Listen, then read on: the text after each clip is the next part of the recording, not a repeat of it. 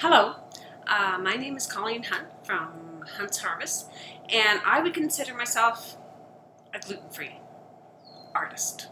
I thought I'd give you a couple hints on gluten-free baking. A lot of people have a hard time with the idiosyncrasies of gluten-free.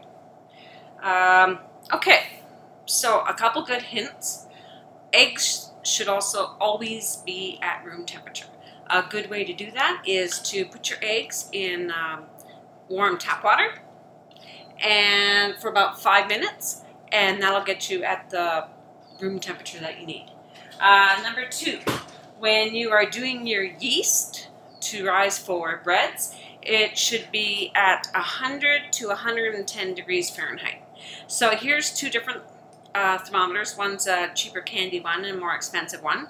And it's very, very, very important for your bread to rise that it is at that temperature.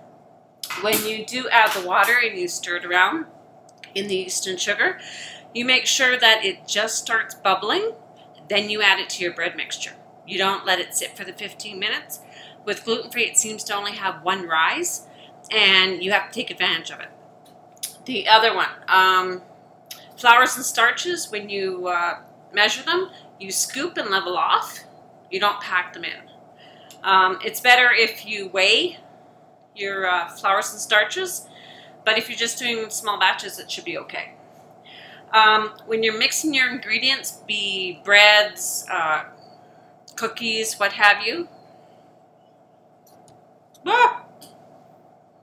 Breads, cookies, what have you. It should be 3 to 4 minutes. When you're mixing it for that amount of time, you are activating the xanthan gum or the guar gum for your bonding to replace your gluten that you don't have. Xanthan gum is corn-based and guar gum is bean-based, depending on your allergies. For bread, the dough is like a thick cake batter for a lot of the breads, and it's very sticky. So you would spray your pans, and then even though they're sticky, they still need to have something to cling on to rise, so I line them with the parchment paper. What else? Also, when you do your breads, you need a small digital scale, and this is because the bread is very particular, the baking times for it. So within a 50-gram difference, it makes a difference if you're going to have to bake it another minute or 2. And if you take bread out, gluten-free bread, before it's ready, it's going to fall on you. And there's no way like regular bread that you can put it back in. Once it falls, you're done. What else?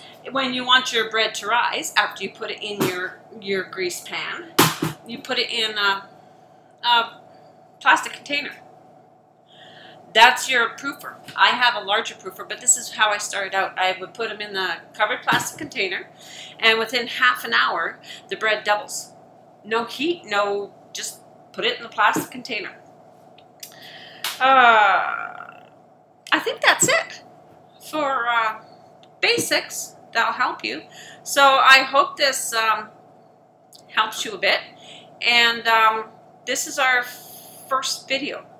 Our next one's going to be a fantastic French bread recipe that once you make it, it's always going to turn out. And there's nothing better than home-baked bread. So I hope you are able to use the hints, and take care.